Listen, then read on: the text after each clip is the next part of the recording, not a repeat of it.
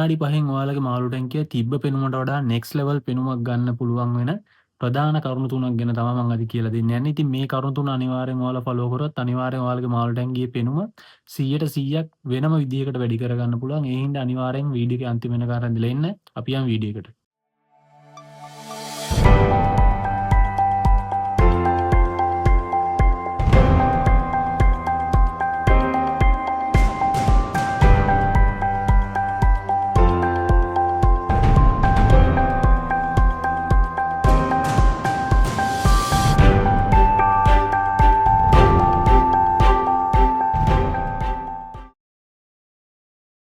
ඉතින් පළවෙනි කාරණේ තමා ග්ලාස් එක අනිවාර්යෙන්ම නිරන්තරයෙන්ම ක්ලීන් කරන්න ඕනේ. ඒ කියන්නේ අඩු ගානේ සතියකට වතාවක්වත් අනිවාර්යෙන් ග්ලාස් එක ක්ලීන් කරන්න ඕනේ. මම ඊට කලින් කරපු වීඩියෝ එකේ මම මේකට හේතුව පැහැදිලි කරා. ඉතින් මේක අහන තරම්ම සරල මේ දෙයක් නෙමෙයි. මොකද මේක ටික කාලයක් කරන් යද්දි ඔයාලට කම්මැලිකමක් ඇති වෙනවා. ඔයාලා මේක අතහැරලා දානවා. හැබැයි මේකෙන් ටැංකියේ පෙනුමට වෙන ඩැමේජ් එක ඉතාමත් ඉහළයි. ඒ හින්දා අනිවාර්යෙන්ම සතියකට සැරයක් ටැංකියේ ග්ලාස් එක ක්ලීන් කරන්න අනිවාර්යෙන් මතක තියාගන්න. ඒක ඉතාමත් වැදගත් කාරණාවක් හින්දා තමයි මම ඒක පළවෙනි විදිහට දාලා තියෙන්නේ. ඉතින් ඔයාලට ඉන් ඩීටේල් මේක ගැන විස්තර බලා ගන්න ඕන නම් මගේ කලින් දාපු වීඩියෝ එකට ගිහින් බලන්න. ගිය සතියේ වීඩියෝ එකේ මම මේකට හේතුව සම්පූර්ණ වීඩියෝ එකකින් මම පැහැදිලි කරනවා මේ ඇල්ගී කන්ට්‍රෝල් කරන්නේ කොහොමද, ඇල්ගී වලට ඇල්ගී ඇති වෙන්න හේතු, ඒ වගේ දේවල් මම මේ කතා කරලා තියෙනවා මගේ කලින් වීඩියෝ එකෙන්. ඒ හින්දා ඒ වීඩියෝ එක අනිවාර්යෙන් බලන්න. ඔයාලට ලොකු දැනුමක් ගන්න පුළුවන් ඒ වීඩියෝ එකෙන්. ඒ හින්දා අනිවාර්යෙන් සතියකට සැරයක් ග්ලාස් එක ක්ලීන් කරන එක මම පළවෙනියට දාලා තියෙන්නේ. මේක ඉතාමත් වැදගත් කාරණාවක් හින්දා. ඉතින් මම දෙවෙනි කාරණාව විදිහට අරන් තියන්නේ ටැංකියේ තියෙන පසුබිම. ඉතින් ටැංකියේ තියෙන පසුබිම ගොඩාක් වැදගත් ටැංකියේ තියෙන පෙනුම වැඩි කරලා පෙන්වන්න.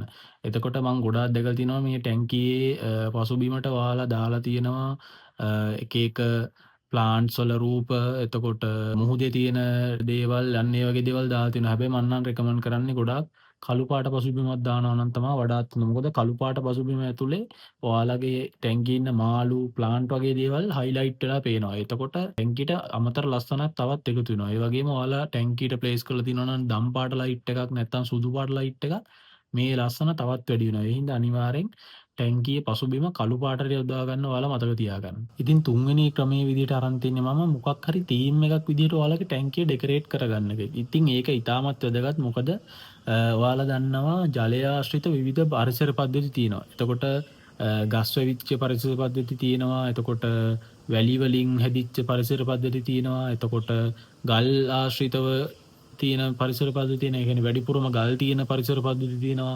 එතකොට අතු වැටිලා, කොළ වැටිලා, ඒ කියන්නේ ඩ්‍රිෆ්ට්වුඩ්, එතකොට කොළ අන්න ඒ වගේ දේවල් වැටිලා තියෙන පරිසර පද්ධති තියෙනවා. අන්න ඒ වගේ විවිධ පරිසර පද්ධති තියෙනවා. අන්න ඒ පරිසර පද්ධතියක් විදිහට අපේ ටැංකිය වෙනස් කරගත්තොත් අපිට වෙනමම ලස්සනක් අපේ ටැංකියට එකතු කරගන්න පුළුවන්. ඉතින් අනිවාර්යෙන් ඔයාලා මේ තීම් එකකට අනුව ඩෙකොරේට් කරගත්තොත් ඔයාලා දැනගන්න ඕනේ ඔයාලා පාවිච්චි කරන මාළුත් මේ තීම් එකට අදාළවම මාළුයි තෝරගන්න. එතකොට මම එක උදාහරණයක් කියන්නම්. ඔයාලා ඔය ගල් ආශ්‍රිත පරිසර, ඒ කියන්නේ ගල් වැඩිපුර තියලා ටැංකිය ඩෙකොරේට් කරනවා නම් ඔයාලා මලාවි වර්ග, එතකොට ප්ලෙකෝ වර්ග, ඒ වගේ වර්ග තමා හදන්න ඕනේ. මොකද එතකොට එයාලා ජීවත් වෙන්නේ ගල් ආශ්‍රිතව. එතකොට ඔයාලට ඒ ටැංකියේ තියෙන ලස්සන තවත් වැඩි කරගන්න පුළුවන්. මොකද ඒ පරිසර පද්ධති වල ජීවත් වෙන මාළු වර්ග වෙනයි. ඒ හින්දා ඒ පරිසර පද්ධතියට අනුව ජීවත් වෙන මාළු වර්ග යොදාගත්තොත් ඔයාලගේ තීම් එකට හරියන්න ඔයාලගේ ටැංකිය තවත් ලස්සන කරගන්න පුළුවන්. ඉතින් මේ කරුණු තුන අනිවාර්යෙන් ඔයාලා ෆලෝ කරලා බලන්න. ඔයාලගේ ওই තියෙන ටැංකියට අමතර ලස්සනක් අනිවාර්යෙන් එකතු කරගන්න පුළුවන්. ඒ හින්දා අනිවාර්යෙන් මේක try කරලා බලන්න. try කරලා බලලා පල්ලෙහෙන් කමෙන්ට් එකක් දාන්න මේ වැඩේ හරි ගියාද නැද්ද කියලා. ඉතින් ඕක තමයි අද වීඩියෝ එක. මම පොඩි වීඩියෝ එකක් කරේ. හැබැයි ඉතාමත් වැදගත් වෙනවා ඔයාලගේ ටැංකිය ලස්සනට තියාගන්න මේ කරුණු තුන. ඒ හින්දා අනිවාර්යෙන් ෆලෝ කරලා බලන්න. ඉතින් ලබන සතියේත් මේ වගේ වැදගත් වීඩියෝ එකකින් හම්බෙමු. ගිහින් එන්නම්. ජය වේවා.